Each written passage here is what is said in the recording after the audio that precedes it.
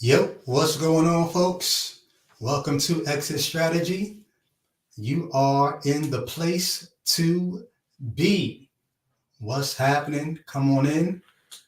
Come on into the chat and greet somebody in Reason's name. While you guys get ready to come into the chat, I'm going to try to share something. Let me get a few of y'all just to say what's up in the chat, just so I know what's happening, Sharon. I'm gonna play something, and I hope y'all can hear it. If not, I'm just gonna be mad that I can't play this and share it with you guys.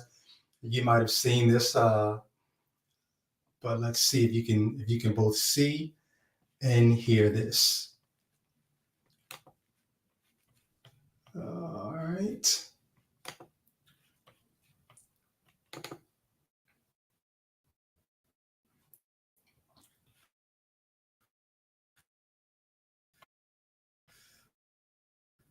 If you cannot hear it once it comes up, no, what's happening?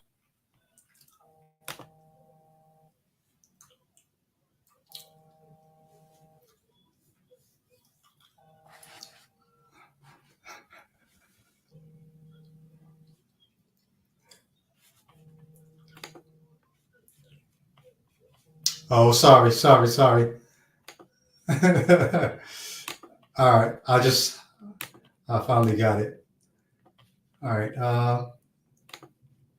here it goes. Let me know if you can.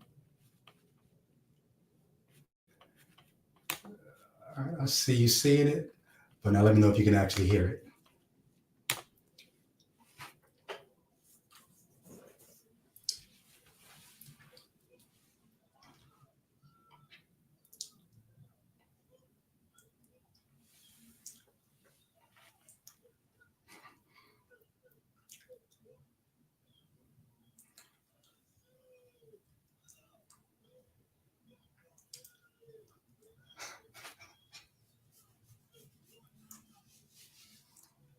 Oh, y'all can't hear it? Damn. The fact that y'all can't hear it. Oh, that's terrible. Y'all need to hear this. I went off the reservation and tried to go to StreamYard instead of using Zoom, and Zoom failed me on the technology. Oh, damn. I'll get it worked out at some point. Y'all will be able to hear it. But anyway, what's happening, y'all? Glad y'all are here. I see folks coming into the chat. Greet somebody in Reason's name. Tell them that you love them in Reason's name. Tell them we can think together in Reason's name. What's happening, folks? So tonight we have an exit strategy, a real exit strategy. No, so that video is a guy, maybe like an ex-gang member type dude or whatever. He's out in the middle of the street talking and breakdancing, but what he's doing is he's praise dancing in breakdance form, the armor of God, and so he's doing the shield of faith and the sword of the spirit and the helmet of salvation. But he's like, you got to hear what he's saying to actually appreciate how wild that video was. But I can't even comment on it because you guys didn't get a chance to experience it. Either way, like I said, I'm glad you guys are here. Just in case you are not cognizant of what's happening, we got the Patreon in effect. So you can go to this page, type in, go to the home page for Ichabod here on YouTube, and you'll see the Patreon there. We got $5 Patreon levels. We got $10 Patreon levels. I'm actually going to go grab that and post that in the chat as well. But either way, y'all will hear me say this more often. I'm trying to cut down the amount of times I say on the podcast. So if you go back and watch the old episodes, you'll hear me in between my words. I'm trying to get that out of my vocabulary. I'm trying to get out of the habit of saying that. So if you catch me doing that tonight, just put in the chat. That'll help me get out of the habit of doing that, because I think that's just it's a bad look. If you've ever done Toastmasters or anything like that, then you know that's not how you see. I just did it right there. That's my little space filler. and I need to get out of that habit. But tonight we are going to be talking to a brother who normally joins us while he's on the road. He's a truck driver, and he tunes into Ichabod. He drops comments in, and at some point, I sort of got wind that, man, this brother is actually still in the faith. He's not all the way out yet. And so we were talking offline. I think we were talking on Facebook, and I was just like, yo, when you're ready, when you're finally out, you should come on Ichabod and tell your life after faith story. And as we were going back and forth, we were just like, yo, why don't we have the conversation online about where you are? And he seems like he's at the point where he's about ready to come out, but he's not fully there yet, or maybe he is. I don't know. We're going to talk, and we're going to see what's really good here. So you can see, I just did it again, trying to get it out of my vocabulary. But all right, I'm going to stop saying that. So meantime, make sure you also go check out Jay Witt's channel and support Jay Witt. It's getting closer to that cold weather, so I'll be rocking the Ichabod hoodie again and rocking my Jay Witt hoodie. I might even give the Jay Witt hoodie to Jay Witt so he can sell it. He can start his own merch store and sell it there. But if you saw Tristan's video, last week I did the video with Tristan, then he did an interview with Tim Mills the next day for Harmonic Atheist, and Tristan was rocking the I Escaped a Cult t-shirt from the Ichabod store. So you can go cop that. I actually need to cop more stuff from the Ichabod store and rep it. But there's that. What else is there? Tomorrow at 2 p.m., I will actually be on live with Tim Mills. Me and Tim Mills are going to jump on my channel, and we're going to do a live reaction to a video. So pay attention to that. I know some of y'all are going to be working, but if you have the ability to tune in, definitely love to see you. It's a very good video that deserves a reaction. It's actually the opposite of what we're doing tonight. Tonight, we're doing somebody's mid-deconversion. Tomorrow, me and Tim Mills are going to react to somebody converting to Christianity. But it's one of the weirdest conversion stories I've heard in a very long time. So I'm really looking forward to that. One last update before I bring in our guest. I just got to a point yesterday where I'm at the tail end stage of the audio project, the book for Let There Be Gaslight. There's an audio book coming out. This thing has been killing me, but I can see light at the end of the tunnel. So send me some good vibes. We're getting there. One last,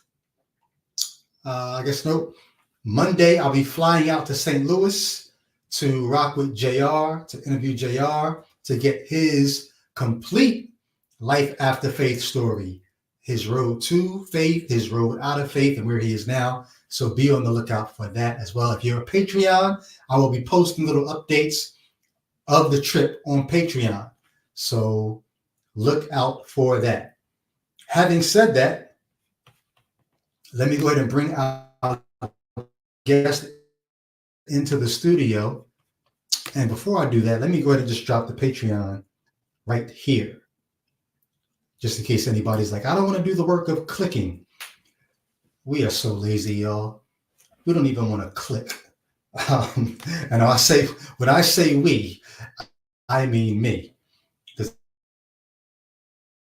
if I was watching and somebody didn't just drop the link in the chat, I'd be like, oh, chat for those who were like, I would have supported, but you ain't put it in the chat for us. So here is the Patreon.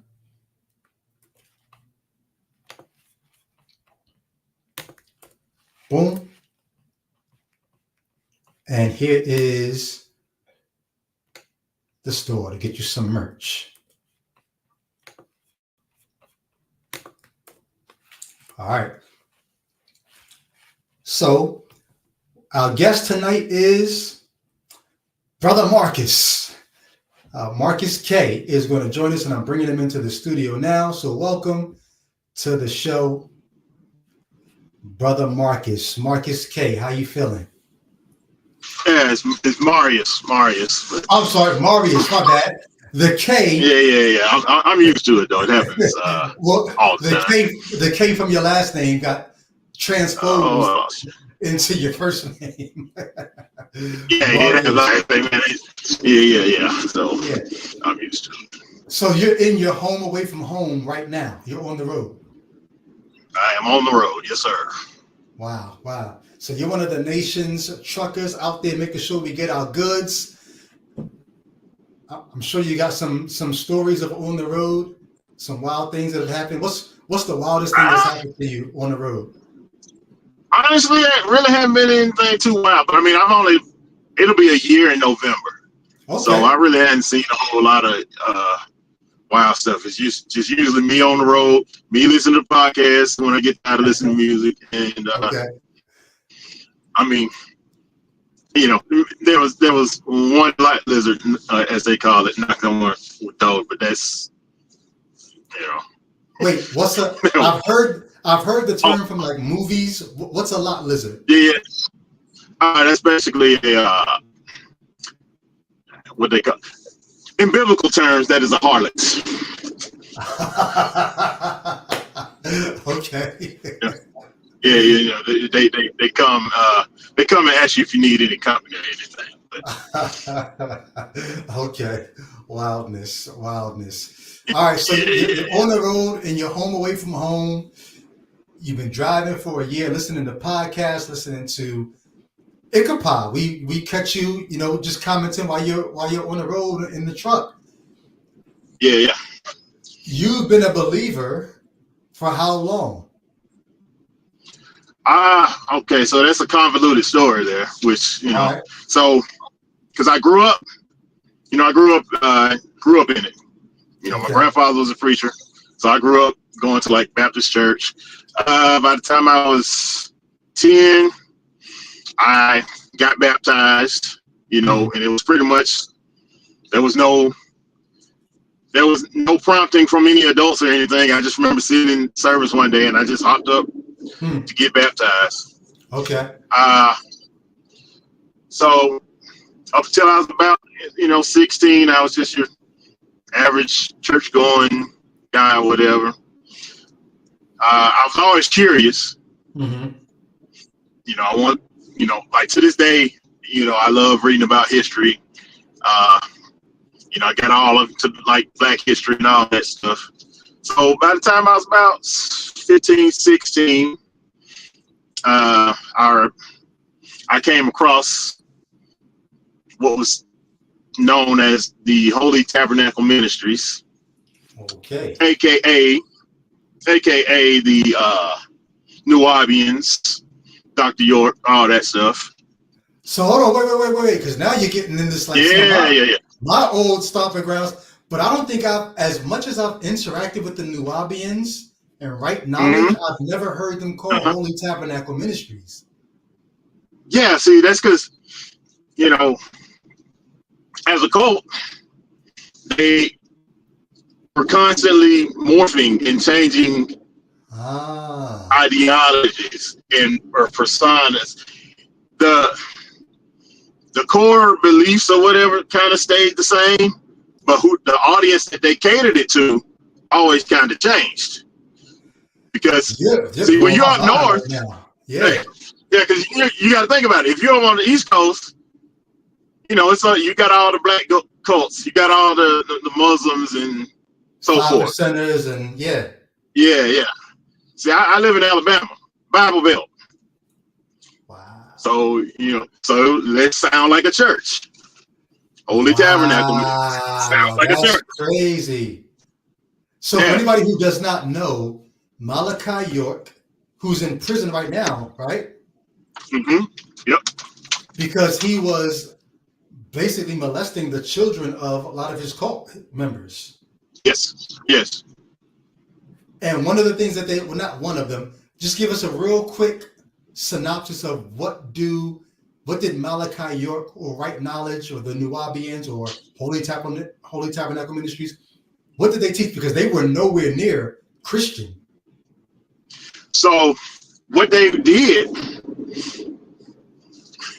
is, because their thing was right knowledge, the facts, just the facts, so forth and so forth. And so what they would do is they would take whatever you believed and poke all kinds of holes in it. Same questions that, it's like, and these are good questions. But the thing that they did was after they poked those holes in them, they filled it with their own bullshit. Okay. So like, for instance, they'd be like the book of Revelation talks about how there's going to be a new city coming from the sky. Right? Now we know a literal city cannot come from the sky. So this city coming from the sky is actually the spacecraft. The shit sounds crazy as hell now, but back then it made a whole lot of sense. It's because what you do, and they go all the way, like, the word Elohim or God, he's like, that's plural. And that's because it's talking about these beings. See, these extraterrestrial, they're outside of the earth. You think heaven is in the sky, but they, and what's like funny? I say, he had a way of making this shit sound good. What's funny is the Nubians, Malachi York, they were the first ones that introduced me to the plural nature of Elohim. Because having grown up in the church and having, become a same thing as you, I was around 15, 16 years old when I got, quote unquote, on fire for Jesus. And I was reading my Bible, but I never knew or heard about Elohim being plural. It was the Nubians. And I don't know if I told them like they were wrong or if I just said, okay, but still in Genesis 1, it's not more than one God. Or maybe what I said to them back then was, no. It's not God's, it's the Trinity. That's probably how I answered it. Yeah. But at 16, you grew up in church, you meet them and they enticed you. Yeah, I'm intrigued because see, I don't even know how I came across it. I'm in class, and I think one of my friends, because I had a friend that, he was going off into Islam or whatever. And we talking, like I say, I'm into black stuff, he into black stuff. We talking history, so we come across this stuff. So now, every week we're going down to the little bookstore because they would hold classes on Sundays. So, and a curious mind that hasn't really, had this stuff explained, or, and it's simple, and it's the same stuff like you talk about. Okay, like there's another thing he would say, in Genesis, it talks about how, I think it's Genesis 1, maybe Genesis 2, male and female created he, them, and told them to replenish the earth, right? So he would say, you see, this is a rebuilding. There was a pre-Adamite man there, and Adam and Eve were to repopulate the earth. And you go down the line, and so all these curiosities, all these things I never heard. And when I go to Christians, they ain't never heard it either. So they got no answer. What's wild is you said something a minute ago that I think is really worth paying attention to. They were poking holes. You said they were asking good questions. And then once the Christians couldn't answer, like they would take that away from you and then fill it with their bullshit. But it's wild that they were asking all the right questions. Like you really can ask questions about this text that's saying these things. All the right questions. Because he had a book called, he had this thing, because 360 degrees of knowledge. So there would be a book, 360 questions to ask a Christian, 360 questions to ask a Muslim, 360 questions to ask a nation. He had all these. And so I done bought all these books. So I got all the questions. And then when you go to class on Sundays, there come the answers. They break it, and you break down these words in Hebrew. Now I don't know Hebrew. And so you're showing me Hebrew words saying this is what the word really is. So, and you know, you're playing all these semantics or whatever. You've shown me truth here. So now I trust you, and I believe you're showing me truth on the other side. And so that's how I. If there's anybody in the chat who's like, I've never heard of this before, you kind of have, you just may not know it. So if you ever listen to, let's say, Erykah Badu back in the late 90s, early 2000s, one of her most famous songs, On and On, On and On, Marius just talked about 360 degrees. What does Erykah Badu say in the song On and On? I was going underwater with $3 and 6 dimes. That's 360 degrees. Hip hop was known for dropping these concepts in the culture at that time. So at 16, did you actually did you become a Nubian? Would you joined them?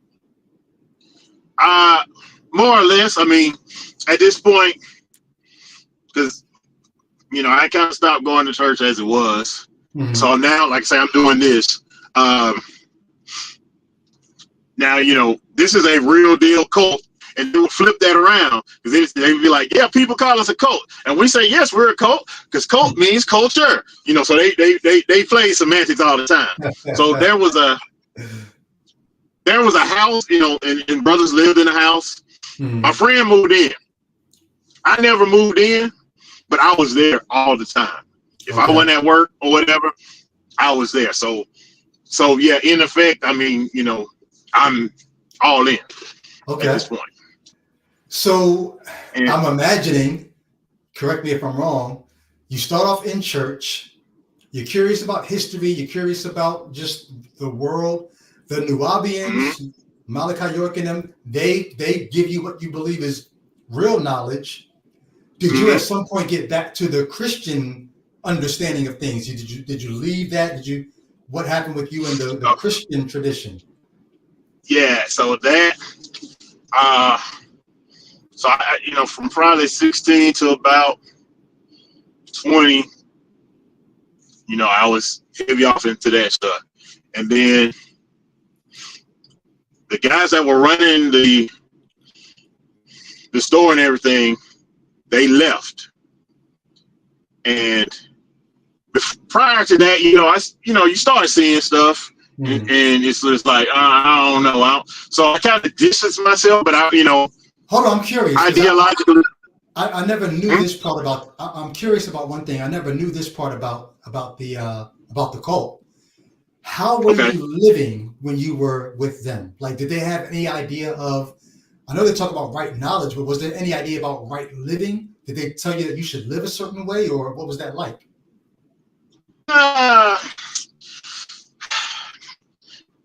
It was like,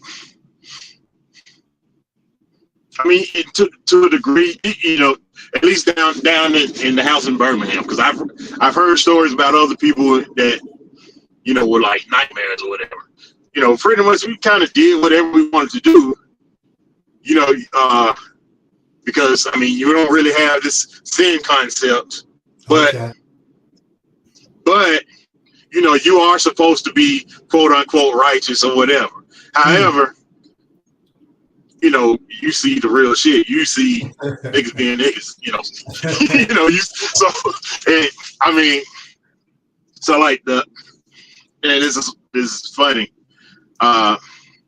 So Dr. Air quotes Dr. York, one of the things he would, you know, he would always say, you know, see, I don't claim to be a prophet. He said he was an angel. Okay, because angel means messenger. That you know, that's the semantics he played. Angel means messenger, and the angel Michael would speak through him. Okay, the guy that was running it down in Birmingham is at this day in time claiming to be the angel Gabriel. You know, he has left and basically started his own cult doing the same thing. But at the times, you know, okay, so here's the type of stuff I saw. So at the time he was he had a wife, he had 2 kids. Mm-hmm. And there was another guy. Now, I ain't going to put him out there like that, but his brother was a member of a rap group. His brother has passed away now, but his brother was a member of a semi-popular rap group. Mm-hmm. And they look just alike. Well, anyway, so the head guy down there, he had his wife, he had his 2 kids. Well, one of those kids was actually, they were about 2 girls, and the younger of the 2 belonged to who was supposed to be the mate of the brother of the rapper that was down there. Wow. Right. And whatever happened with that happened, this other girl comes in and the guy's talking to her. And the dude ends up sleeping with that girl too. So every time this guy would get a girlfriend, this guy would. So that's the type of stuff that, the righteous people were doing. Yikes. That you're seeing. Okay. And and it's funny because one of Malachi York's books was The Black Devil. And this is because now they took bits and pieces of everybody's ideologies. I remember that. Nation of Islam, they had the big thing about the white devil. Mm-hmm. So Malachi York started talking about how the black devils were worse than the white devil. And it's got all this stuff about how black devils act. So, like, me and my friend, we started looking at the guy who was running the show down there, and we're like, you know what? This guy's a black devil. He's got all the, All right. So, the way I get out of it, like I say, they leave, and, you're looking at all the crazy shit that's going on. And this is like, yeah, this ain't right. Mm-hmm. Like, he would tell me about how, like, we all knew Malachi York had a whole bunch of kids, like a ridiculous amount. Yeah, oh yeah, he's got like maybe he's in the hundreds. No, I knew he had a lot of kids. I didn't know that people in the cult knew that was going on. Oh no.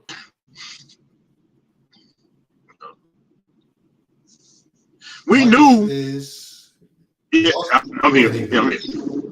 Yeah. So, well, being that, I went up to the land a few times, but I never was there. So all I heard was hearsay. So, like they would tell me, they said, man. When you say the land, you mean Atlanta, where they were based at? Or Georgia? Eatonton, Georgia, yeah. Yeah, okay. Eatonton, Georgia, yeah. Yep. Yeah. So I would hear, they would be like, yeah, he said he got this girlfriend. But the way they made it seem would be like, these are grown women, and it'd be like, yeah, sometimes, when you're a man and you're in leadership, women, they just can't keep their hands off you. That type of stuff, right? So,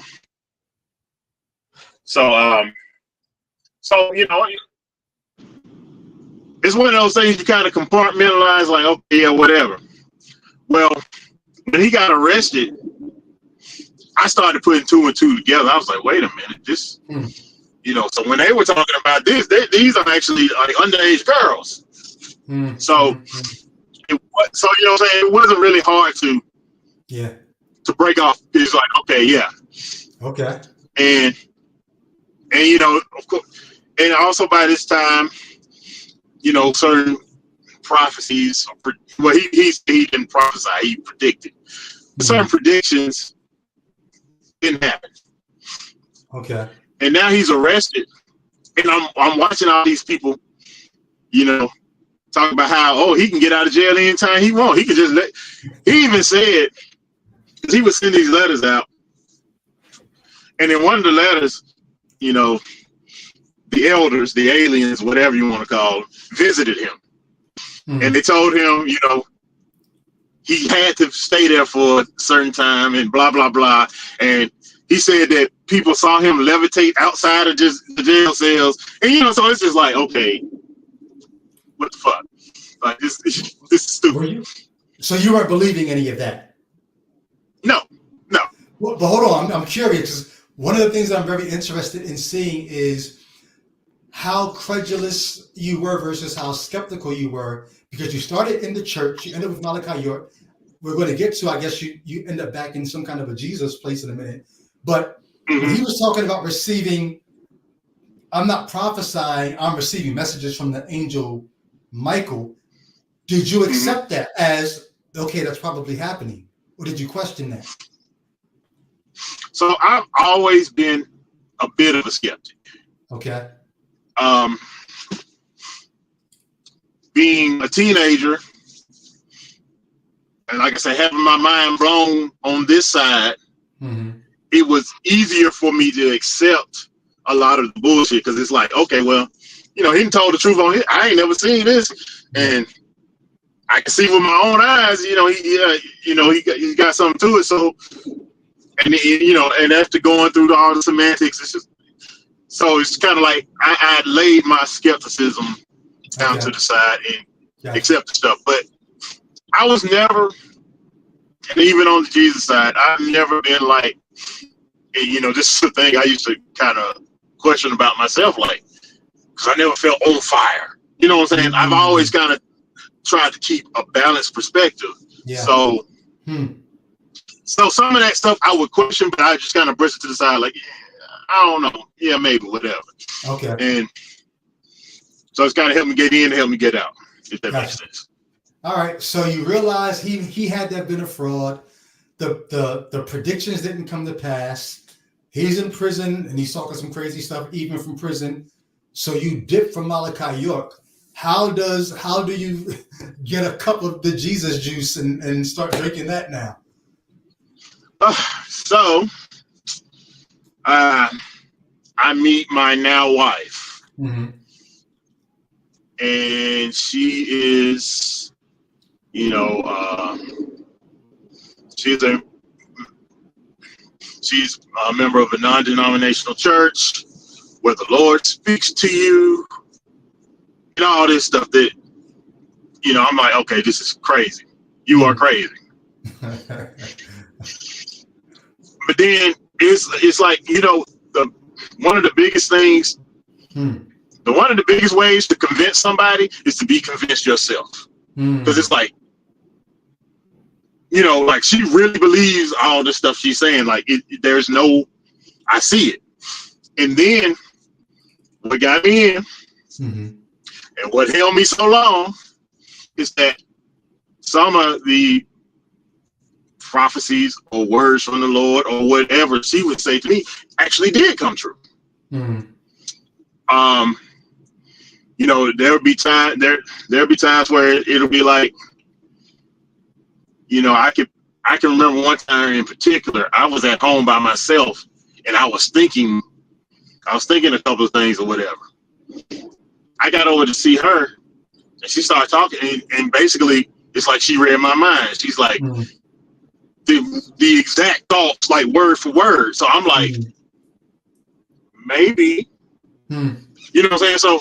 So then I start, you know, she wanted me to go to church with her, and then they're falling out and all this stuff. And I looked at, I said, never again. Never. So hold on. I'm curious. If she's at the point where she's hearing from God and prophesying and doing all these things, whatever, here you are coming from Malachi York, probably looking very skeptical at religion as a whole. How does she allow her sanctified self to get caught up with you, with skeptical, non-believing, questioning you? sinning with me. That's basically. I was trying not to say it. That's basically what happened there. It was basically like, but it was kind of one of those things, and it's just like, go do what you do, and then now you're feeling guilty. And I'd be like, well, look, maybe we shouldn't do that or whatever. But it's kind of like, just every so often there would just be something, and it would just be like, dang, I can't shake, to this day, I can't explain it. You know what I'm saying? There's a lot of stuff that, I can look back and I can say, oh yeah, I was tripping. I was on some bullshit or whatever. I just don't know what that was. And that, and that kind of held me in place for a long time. A couple of weeks ago, I remember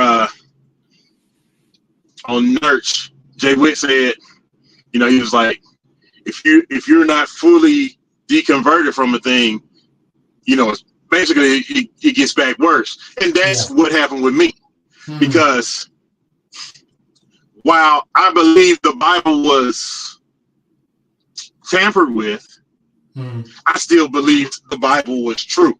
I still believe those stories were true. It just went from, like here's another good Dr. York thing. When you talk about, he would say that the situation with Moses was you had benevolent and malevolent beings, good gods, bad gods, whatever. So the good ones would tell Moses, hey, go tell Pharaoh to free my people. And then the bad ones would, cause trouble. So that's why there's all this confusion. So I'm still, like I say, I'm believing that the Bible, as we see it, is, and of course at this time I'm not, believing in aliens and stuff, but I still believe that these stories are true, even though I know that there are inconsistencies, even though, because I read it, but I'm not thinking about it, because like now, when I read the Bible, it's like reading a Marvel comic. It's just like, it's great fiction if you don't think about it. Now, if you sit there and because once how is a snake talking? It doesn't have a voice box, or any of these things. And but yeah, at that time, or like I remember there'd be times where like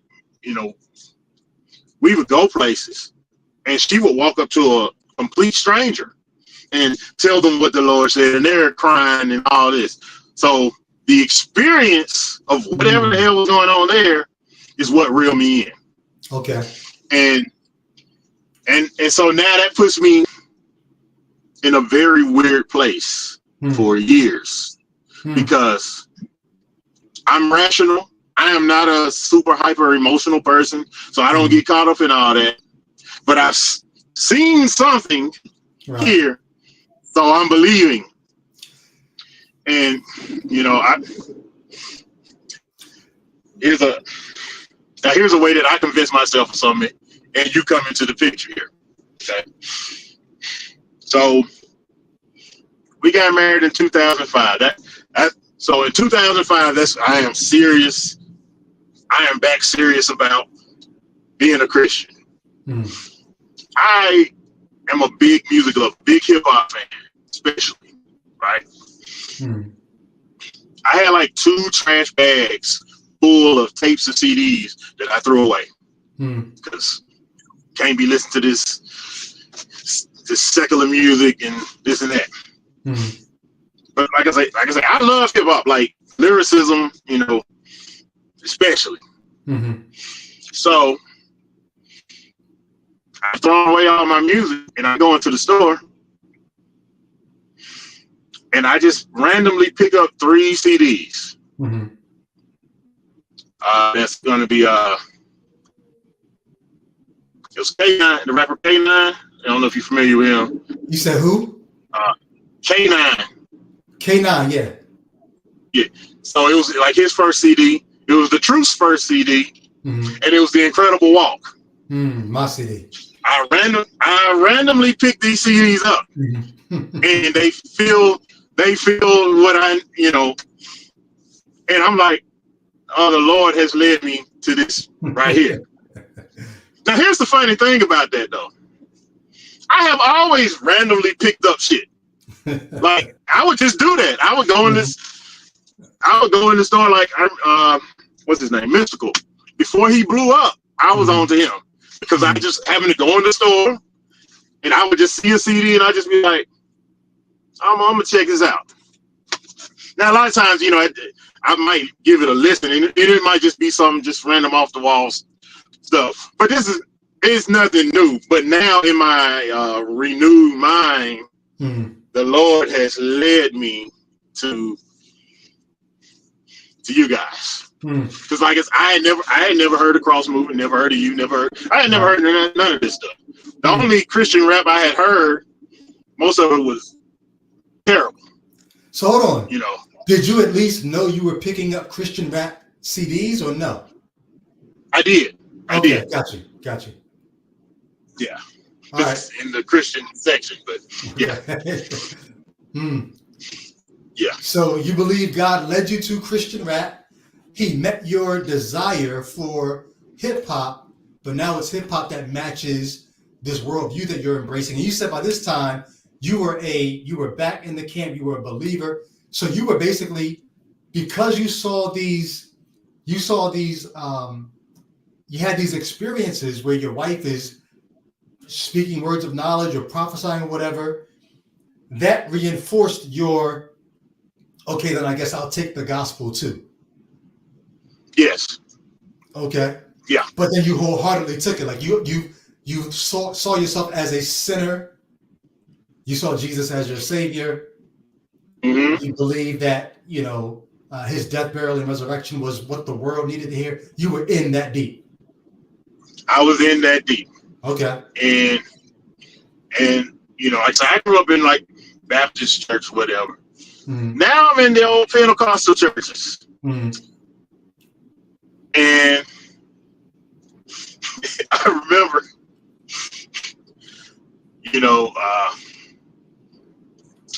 because there was a lady who used to go to my wife's church, who had started her own church, and we started going there.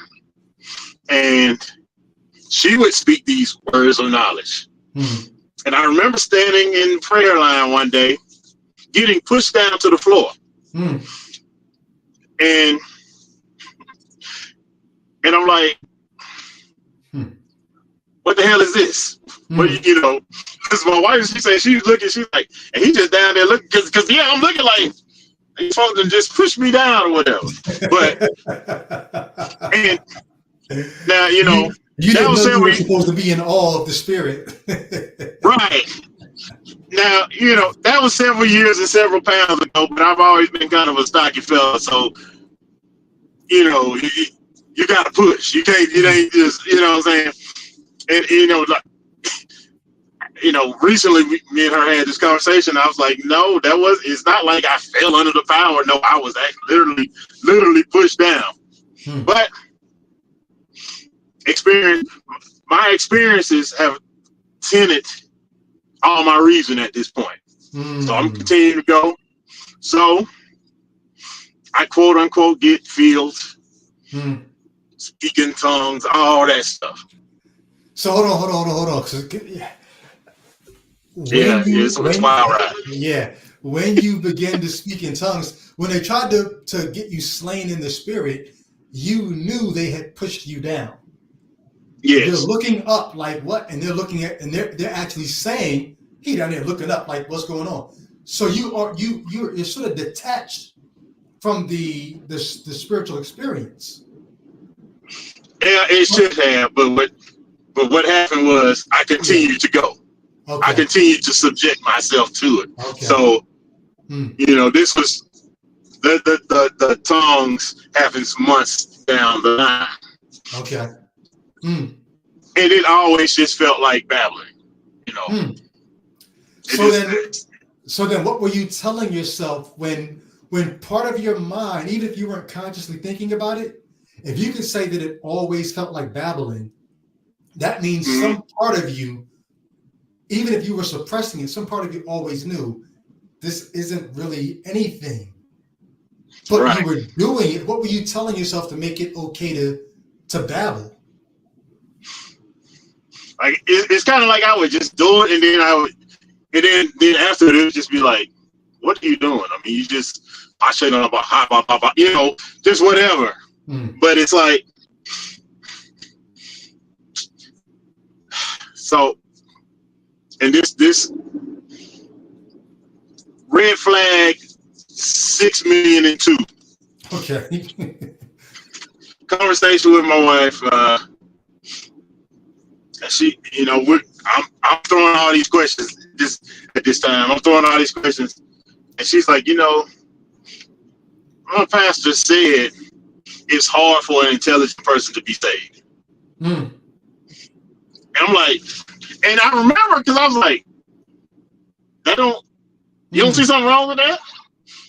Because, you know, my wife, she's a very intelligent person. I'm like, so this doesn't, you know, you should feel insulted. But she doesn't imply the intelligence to her faith. Right. But I'm curious, so what had you asking those questions? What do you mean? So you said you were asking your wife questions, and her response was, "It's hard for an intelligent man to be saved." Oh, okay. So this was like when we first started dating, and she's talking about Bible. Okay. So I'm still hitting her with my 360 questions. Right. So this is before you were brought in. Yeah. All right. So you buy in at some point. You start now accepting the slain in the spirit stuff. You start speaking in tongues. You accept the gospel. You see yourself as a sinner. Jesus is your savior. You guys, I'm sure, go on to have kids. Yeah, we got 2 kids. 2 kids. You start raising your kids in this. Do you at any point become are you now a preacher, like minister, or just sharing your faith, or any of that going on? So that's probably the beginning of the slippery slope. Okay. Because it's like, you know, I'm getting these words of knowledge about how I am God's man. I'm the man of God. I'm going to be preaching this and that, right? So at our little small storefront church, I am named the deacon. That's, you know, when I say small storefront, I mean a little store, 5-10 people come in there regularly. So, but me and my wife are having issues. Okay. And I read the scripture that talks about how, you know, you got to have your house in order, this, that, and the third. And I'm like, my house ain't in order. So let me fall back from calling myself a minister until I can get this house in order.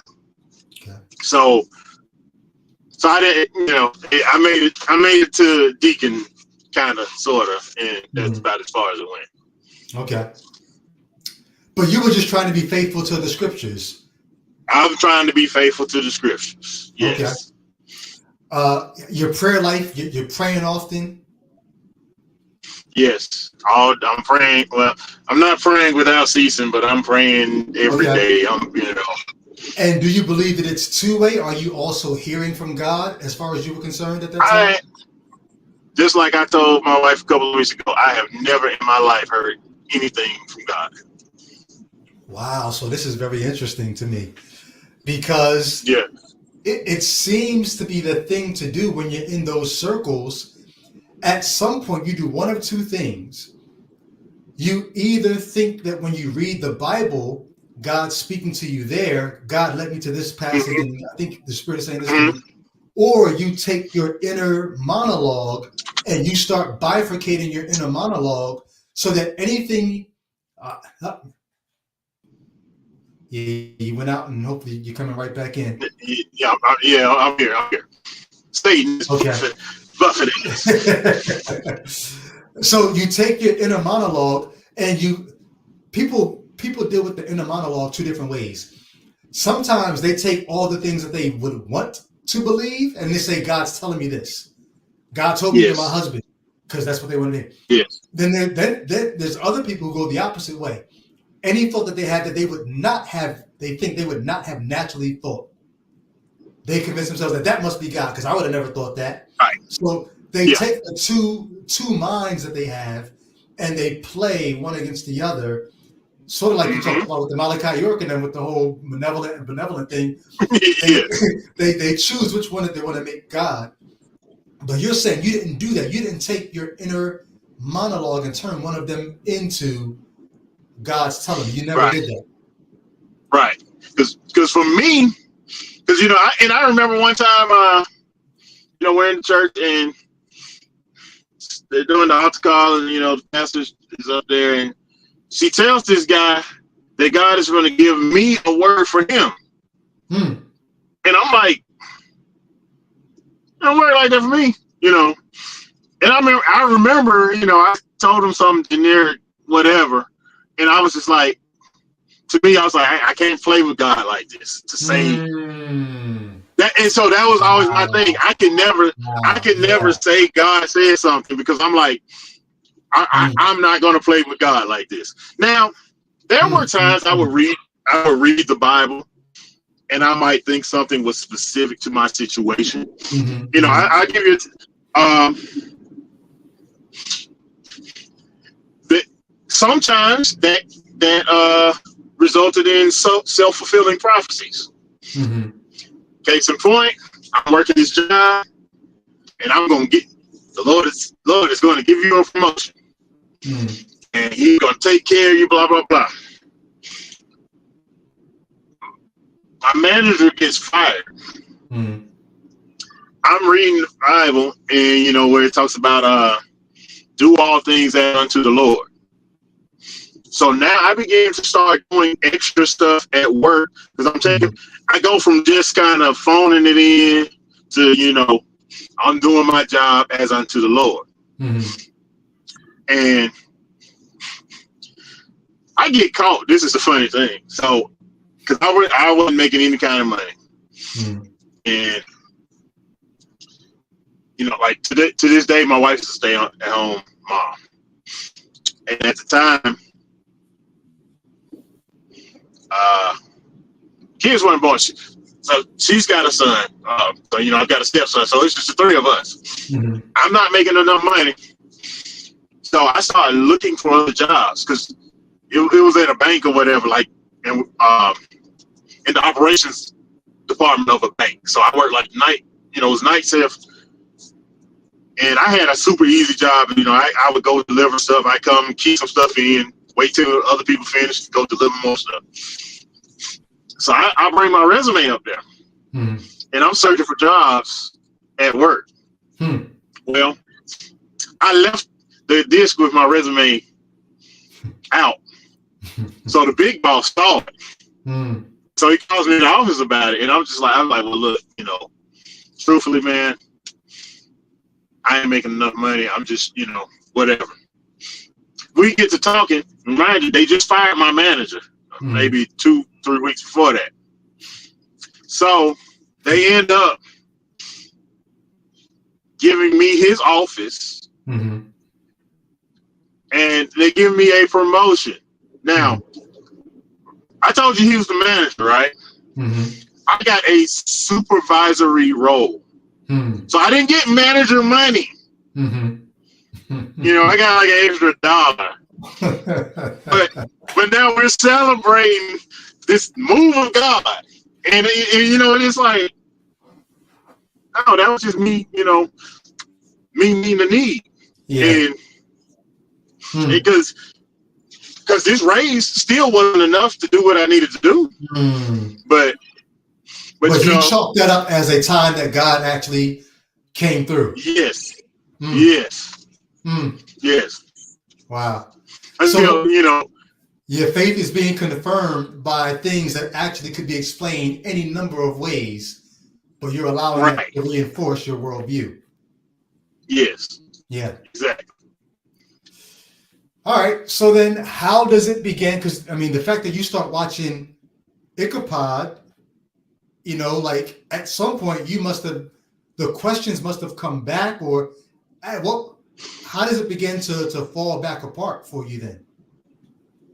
So the same way I got wound up is the same way stuff starts to unravel. Because it goes from these words of knowledge coming true to them not coming true. And, at first, it's just kind of like, you do the bullshit that they do. Maybe, we didn't believe enough, or the devil did whatever. And then it's like, I remember one day, thinking, if my wife lived in biblical times, they would stone her, because a prophet was never supposed to be wrong. There's, like, for instance, I worked at the railroad for 12 years. And when I first started there was this one guy. He was an older fella, very ornery. Most people were kind of scared of him, but he took a liking to me, right? And so I would just tell him I would tell her about all the crazy stuff he'd be up there saying and doing. Word of knowledge comes that he has something of value for me. And that there was a trade-off, because I'm going to impart spiritual things to him, and he's going to look out for me. Well, he gets fired. Okay.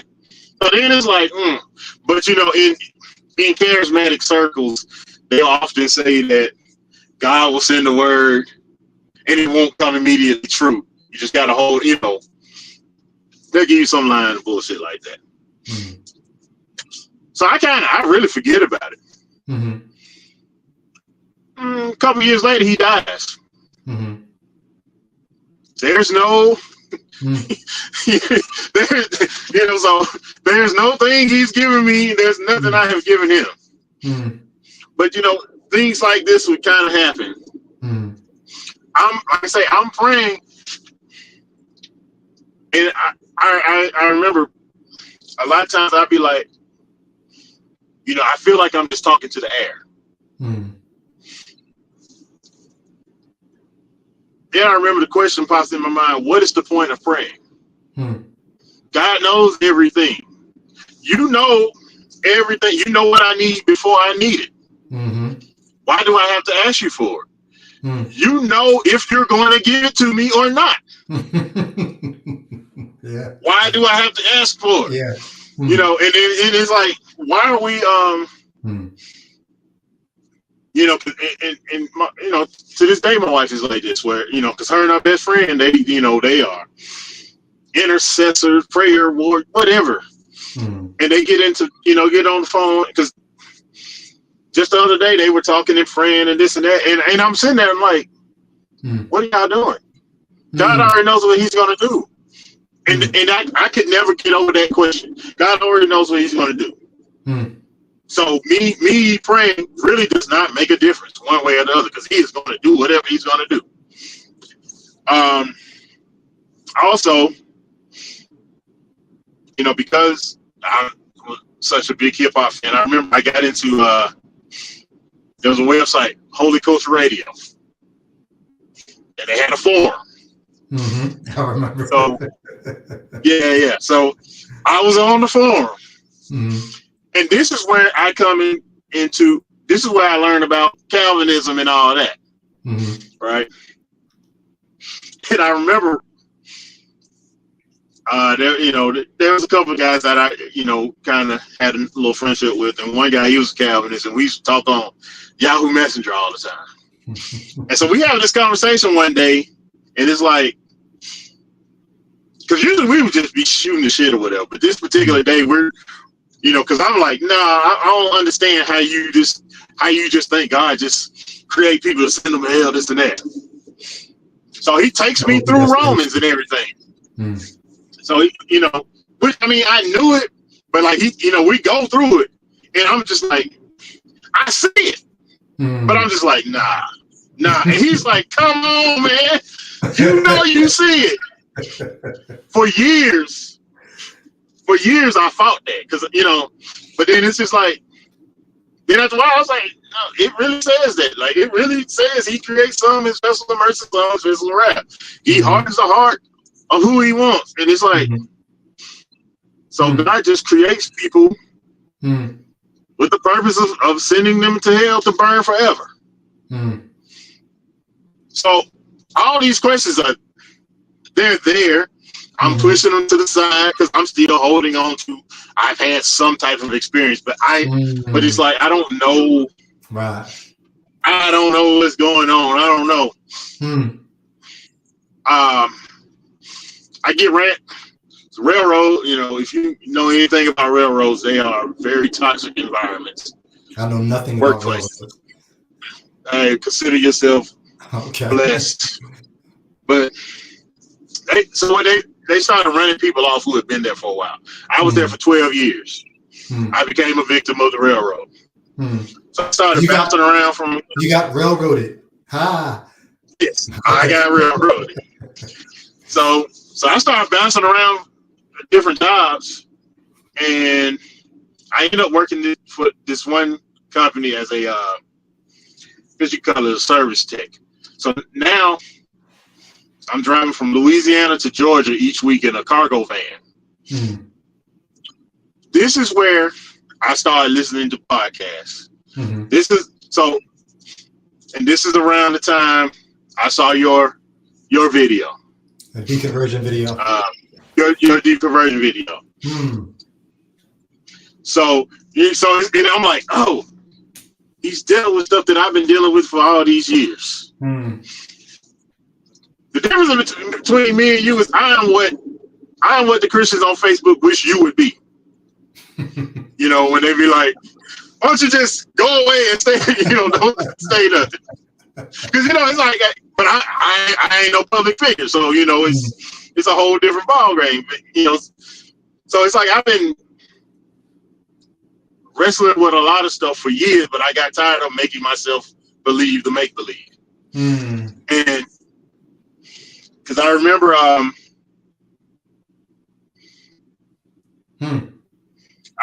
saw your video and then I sent you a friend request after I saw the video. And that because it was like, man, this is, he's dealing with some of the stuff. And I ain't never been to Bible college, but some of the same questions I've had. And I remember you mentioned like Myth Vision. So I started watching Myth Vision. Then I came across was Dark Matter 25, I think is the name. Yes, sir. And those cartoons were like, yo, you know what I'm saying? Because it's like, this is really what it says. Yeah. And it just starts putting the stuff into perspective. So, this is the Bart Ehrman. And then the one that really just like drove everything home was Aaron Ra. Yeah. Yep. He was talking about the flood. Okay. and when he starts bringing all this stuff, it was like, you know what? That's right. Another thing I did mention when I had that job.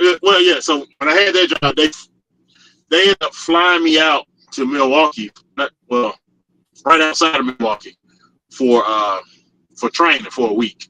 And so I remember being up in the airplane and I'm looking down and I just started thinking about the Tower of Babel. And I was like, there's no way ancient people would have built a tower up here, which even if they built it up this high, they still wouldn't have got to heaven. So they would have to build it to outer space with no tools, whatever. And and it's just like little stuff like that. And then I remember one day I the question came to me, it was like, hey, why has no one ever in the history of the world told a mountain to jump in the lake? You know, this has never happened. If you got the faith of a mustard seed, you can tell this mountain. Never have you seen anybody do it. You know, so it's just like all, you know, my brain's like a faucet. Once it starts going, it's all these things. So it took a while to just be like, you know what? And I can't even tell you the day, because I really don't know, you know, when it was just like, when I had to accept to myself that, you know what, you just don't believe this stuff. You know, I would say it's been in the past few months where I accepted that, yeah, you just don't believe this stuff, and it's okay, you know. And a lot of that too has been because, you know, along with, like, you know, the troubles that you have. Anybody that's married is going to have trouble. I don't care who they are, you know. And then you get to try and find, you know, me personally, I kind of really lost myself and who I was or whatever. So you try to get back to that. And so, you know, as you start working on yourself, it's like, you know, you got to admit, hey, you just don't believe this. And that's just what it is, you know. And anything that's going to happen for good or bad in my life is going to be, I mean, some shit just happens, you know, because that's one of my favorite sayings, shit happens. But anything that's going to happen in life is going to be basically based on me doing it, not on God, let's doing this or that. So when you got to the point where you said, hey, just be real, you don't believe this stuff anymore, what is in this stuff? Because you could be talking about Christian community, you could be talking about a certain way of looking at the Bible, you could be talking about the Bible altogether, you could be talking about a certain concept of God, you could be talking about God altogether. When you say this stuff, what do you mean? I mean the Bible altogether. You know, as far as God, I don't know. I don't know one way or the other. I know, you know, I know the old storm guy who gets mad and throws temper tantrums. I don't believe in that. You know, and so, you know, it's funny. And you know, for me, it's an extra strategy because I have a wife who's still to this day. I mean, as of last week, you know, her and her friend were on the phone and God was talking to her. So navigating that's where the exit strategy really comes from me because, you know, we had a conversation. You know, she can be hot-headed. And we were talking and she was like, you know what? That's not like God. And I just looked at her. I said, well, you know what? Actually, that's just like God. I said, because, you know, he gets so angry that, you know, Moses and Abraham have to be like, hey, you know, if you go kill everybody, they're going to look at you like this, you know. And she just kind of looked at me. And she, you know, she thought about it and she kind of brushed it off because usually, like, if I bring these things up now, she's just like, well, I just wish you would talk to God about it. And I'm like, yeah, I didn't do that. But now I'm talking to you about it. So, you know. So have you been honest with her or open with her about the fact that you no longer believe? Yeah, but it's kind of like, you know, it's in and out. Okay. Because, you know, I told her a couple times, I said, you know, the more, and it's funny because it's like the more I read the Bible, I told her, I said, the more I read it, the less I believe it, right? And so, you know, I about a month or so ago, we went through the Tower of Babel. And she just kind of, looked at me and she was just like, because she's, you know, you can tell she sees it, but, you know, I mean, you hear God, so what can I say? And then and the crazy thing about it, see, she has her own issues. she is angry with God because of, she had a very fucked up childhood, basically. Mm-hmm.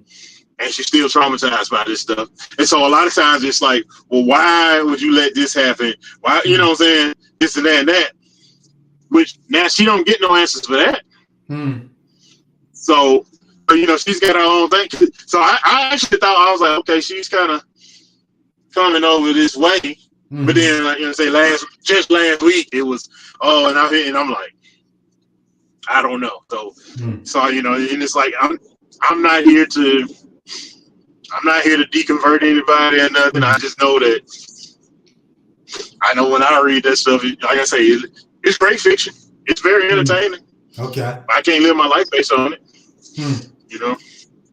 So unlike before, where you were like, man, I think it's true, but we just don't. There's different ways we can look at it. You don't see any truth in it anymore. You see it basically as the stories of a people from a long time ago. Yeah. I see it as, ancient people trying to explain the world that they lived in. And what I don't get is, I get in America, us clinging on to it because that's just the national. But it's like, especially as Black people, why are Black people so caught up in it? And what I mean is like you take the Black Muslims, you take the Nuwapians, you take all these Black groups that still, they teach Black this, Black this, Black this, Hebrew Israelites, Black. But you want to make everything in the Bible Black. It is like, why are you, why, if you're gonna deal with the mythology or whatever, why don't you just deal with the African mythology? But we want to hold on to, we want to make Jesus Black. So, do you know how long? I would say probably in the past 3 years. It's probably been within that time where I stopped saying, "Oh, Jesus had woolly hair," because we say that, but that's not even what it said. He said it was white like wool. But right. He's got woolly hair. See, that's a Black man. That's nappy hair. We mix up the color and the texture part of that verse. There's one part that is dealing with texture. There's one part that's dealing with color. The bronze is not dealing with color; it's dealing with texture. The wool is not dealing with texture; it's dealing with color. So we mix that up. Here goes the question I guess I have for you now. Then, so you're basically, you would not call yourself a Christian anymore. No. You're done with the Bible. You're done with the Bible as God. You don't even. Yeah. If there is a God, you don't think that God speaks through the Bible. Right. Okay. But you still got kids that are being raised in church. Not really. Okay. Thank God for COVID. You can say. We say thank God for COVID. Because around that, after COVID, we really had not been back anyway. And then of course, I was bouncing. I was still working at the railroad at the time, but work situations and all that kind of kept me away. And that I guess that was another thing that kind of added to like, sliding down that slope or whatever. And every time, like, 'cause, that's one thing that me and my wife would argue about. She'll be like, the kids ask me about church. Why we ain't going? I just tell them because, blame you. And it's just like, okay, okay, whatever. So, my thing with my kids, I don't tell them what to believe or what not to believe. I just tell them to think critically, ask themselves why. Even why are you doing this thing? And I try to push the importance of themselves. Not to be narcissistic, but to love yourself and because honestly, growing up, I never had a strong sense of self. You know what I mean? And so, and you lose that. You lose that in church because you bad, if you think this thought or that thought, you're sinning, you this and that. You have to be Christ-like. You can't be you-like. You can't be you. Like, you have to be in everything is in Christ, in the Spirit, this and that. And that's been a personal thing for me, because it's like, I'm 47 now, and I have to look in the mirror and like ask myself who I am. Yeah. And I really don't have the answer to that yet. That's excellent. Just the fact that you're there asking those questions, because you get to decide now, what will the rest of life be about for me? Yeah. I was loving people for Christ's sake before. Now why am I going to love this person? I have to find my own reasons. I have to be my own reasons for the things that I'm going to do. And maybe some of the things that I was doing, I don't want to do anymore. Maybe I don't want to work at the railroad. Maybe I don't want to. I get to navigate my life. I was talking to a good friend of mine, and I won't name names or anything.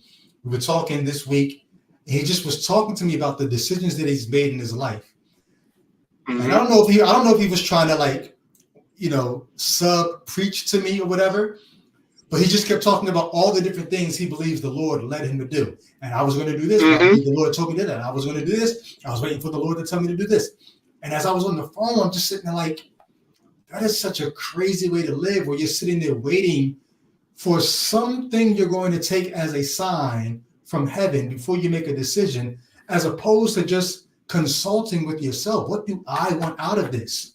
Just to be able to regain yourself, to be able to say, it's okay to ask what I want, to figure out what I want, to know what I want, and not think I'm being prideful, and then to go after what I want. That's like you're getting a gift. You're getting yourself back as a gift. Exactly. Because, you're taught, lean not on your own understanding, which is crazy. Because you're also taught, with all you're getting, get understanding. But at the same time, don't lean on this understanding,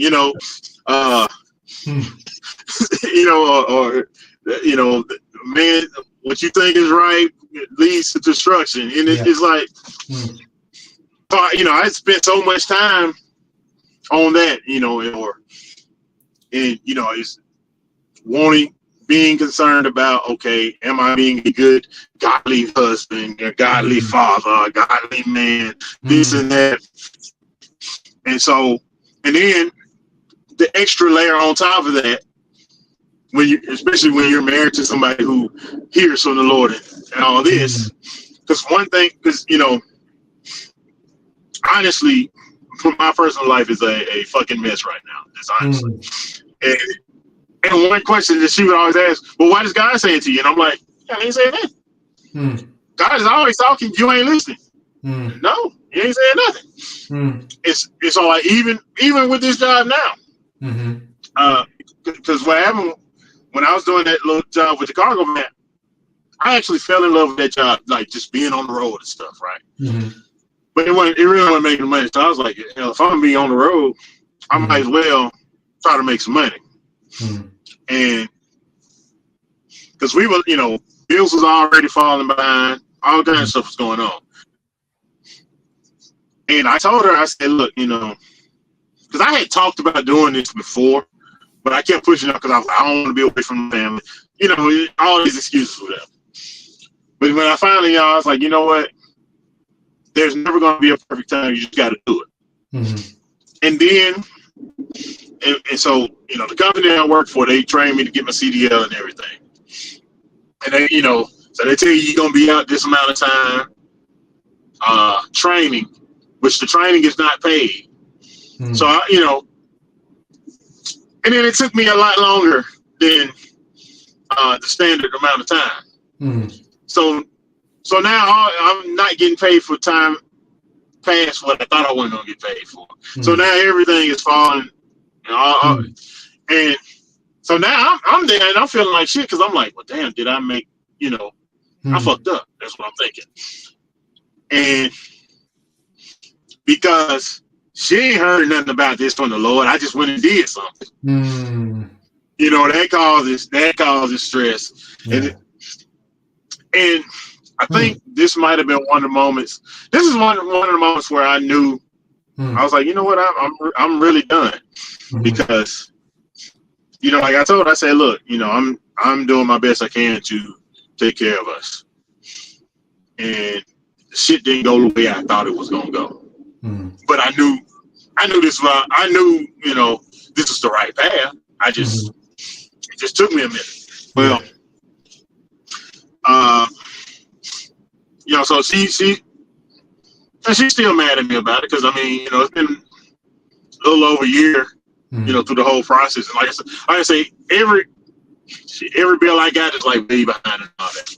And she's like, you just went and did this. You don't think you need to repent and apologize to me and repent to God? And I was like, no. And she looked at me like she was really startled. Like, she's like, are you being delusional? I was like, no. I said, I don't need to apologize. I said, look, shit happens. It ain't. And now, because like the thing I've been telling her, I'm like, look, there's nobody's coming to save us. It's, us getting out of this situation is going to be us getting out of the situation. I said, now, if somebody helps out or whatever, that's an added bonus. But it's nobody's responsibility. Wow. The only people responsible is us. So, yeah, it's crazy. But the crazy thing about it, the crazy thing about it is, like I say, everything around me. I told my wife the other day, I said, I feel like Murphy's Law. Everything that can go wrong will go wrong. I feel like that's happening. But now I have the peace that surpasses all understanding, because because to me, no matter what happens in my life, I'm gonna be okay. Yeah, I'm gonna be all right no matter what happens. And I've learned not to be attached. I'm not attached to outcomes. I'm not attached to this ideology or whatever. So it's all things are going to work out for me at some point. But it does suck going through it. So here on Ichabod with Jay Witt and Al, we like to take things that the scriptures say and actually tweak them to make them work for the deconverted. So you just did that with Romans 8, was it 28 through 30? All things will work out for the good of those who love. No. All things will work out for me, in the sense that at the end of the day, I still have me. At the end of the day, I gotta be okay with me. And what you're actually doing is you're adulting. You're not going to consult some outside source. There's not, and far be it for me to try to be a marriage counselor. I've never been married, but there's not three people in you and your wife's relationship. It's not you, her, and God. It's you and her. There's no one that you can go to ask, what job should I take? Or, hey, this isn't working out. Like, it falls on you. And for you to own that, for you to grow up and put on the big boy pants and own, this is a decision that I made. I've got to see this through. I'm looking at this for the long term, not the short term. It's going to suck for a while, but in the end, we're going to be okay. That's just some real grown man shit. That's just some adult shit that you're doing. Yeah. You can't blame God if it didn't work out, or you can't blame yourself for not hearing from God. No, this is what adults do. We make decisions and we live up to them. Exactly. Yeah. Hey, man, I thank you for telling your story, because last we talked, I know you were saying you hadn't fully come all the way out of the closet yet, or you weren't really sure where you were going to end with it. Yeah. But it seems like between then and now, you sort of know where you're going to be, and you're going to just truck forward. Any last words or any questions that you have for me? Not really. I mean, I had been wanting to call in for a minute because, usually I'm driving or whatever. And so I was just like, hey, I'm going to have to get on there because, I was, wanting to get on and tell my story for the simple fact that I know as I was going through the process, and this has been, a few years long process. And it's like, I would hear people kind of tell this story. Nobody's story was really quite like mine. And I'm like, I know somebody has got to be going through the same shit. So it's like, let me just put it out there, and hopefully somebody else who's going through it, to know. Thank you. Thank you for telling your story, because I was thinking about this. I'm probably going to make a post on Facebook about this, but we cannot have enough people telling their deconversion stories, because when you are a believer, you're inundated with Christian ideas everywhere you turn. You construct your world to help reinforce your worldview. So you've got Christian entertainment, you've got your favorite style of Christian music, you've got Christian friends, you've got Christian hangouts, you're in church on Wednesday night, you're in church on Saturday night, on Sunday, you're taking every thought captive to the knowledge of Christ. You're doing all these things so that everywhere you turn, you're rolling over to a Christian idea. So when you deconvert, it's almost like you need to find ways to have it. So almost like the exact opposite, where everywhere you turn, you're getting a deconversion thought. You're getting a thought to help you rethink this way you've oriented your mind. So there's never enough people telling their deconversion story, because there's somebody who's going to hear yours and say, I went through that. I'm sure if I went back and read this chat, I would see people talking about, at that point right there, I was that person. I asked that question.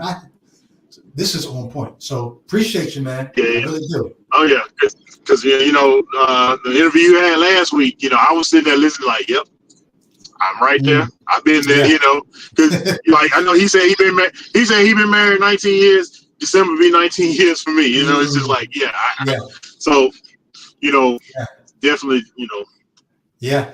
If you have more updates in the future as you go through things, and as it pertains to raising kids after you deconvert, or dealing with a wife who has not deconverted, or maybe if there's an ex-demonian and she deconverts, feel free to come back and update us, because we'd love to hear. No doubt. Yeah, no doubt. For those in the chat, let me look at the chat and see if I had any super chats in the chat. I'm scrolling up. I don't see supers. All right, so listen, y'all. Tomorrow, Friday, I'll be on at 2 p.m. Matter of fact, before I say 2, let me double check and make sure. I think it's going to be 2 with Tim Mills, doing a very special episode. If you don't know who Tim Mills is, check out the channel Harmonic Atheist.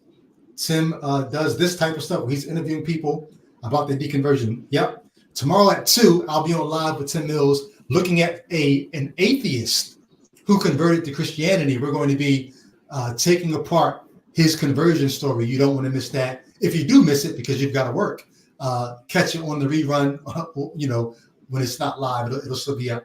But all right, y'all. Marius, thank you so much, man. Have a great night. Be safe out there on the road. Any bad weather where you are, or is it not coming up to you? No, I'm in South Carolina right now. I'll be headed home tomorrow. It's been lovely so far, but okay. Good stuff, man. Who knows? Have a great one, and we'll catch you on the next one. Thank you guys for rocking with us. I'll see some of y'all tomorrow, or when I see you. Peace. All right, peace out.